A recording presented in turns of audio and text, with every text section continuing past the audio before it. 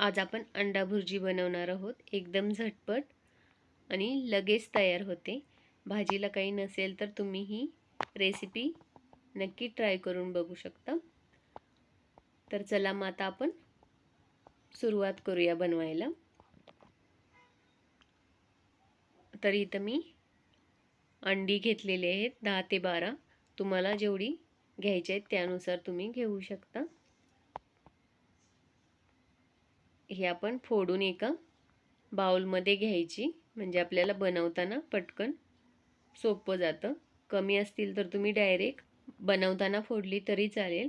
मी इथं जास्त आहेत त्यामुळे आधी फोडून घेतलेले आहेत। आता ह्यासाठी आपल्याला मोठे 4 कांदे आपण बारीक कट करून घेतलेले आहेत आणि 2 टोमॅटो।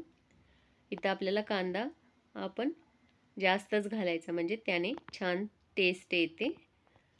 तेल गरम झालं की आपण त्यामध्ये कढीपत्ता घालून घेऊया आणि वरून आपण चिरलेला सगळा कांदा घालून घेऊया।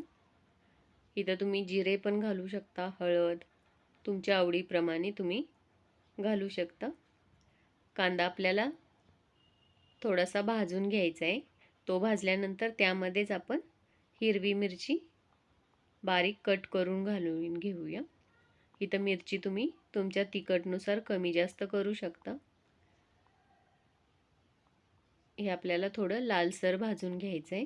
लालसर भाजून झालं की ह्यामध्येच आपण चिरलेला टोमॅटो घालून घेऊया आणि टोमॅटो लवकर सॉफ्ट होण्यासाठी आपण ह्यामध्येच मीठ घालून घ्यायचं आहे। मीठ इथं आपल्याला भाजीला जेवढं लागेल त्यानुसार घालायचं आहे। टोमॅटो पण आपण 2 मिनिटासाठी भाजून घेऊया आणि आता ह्यामध्येच आपण फेटलेले अंडे घालून घेऊया आणि हे मिक्स करून घेऊया। आपण गॅस हा फास्टच ठेवणार आहोत आणि हे आपण हलवत राहायचं, म्हणजे ते हळूहळू घट्ट होत जातं।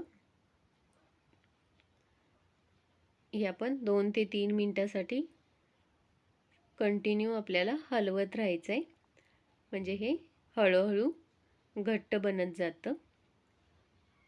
इथं आता आपलं अंड एकदम घट्ट झालेलं आहे। आता हे आपण असंच हलवत राहायचं, म्हणजे ह्याचे बारीक बारीक तुकडे तयार होतात। हे आता आपण 4 ते 5 मिनिटं चांगलं भाजून घेतलेलं आहे।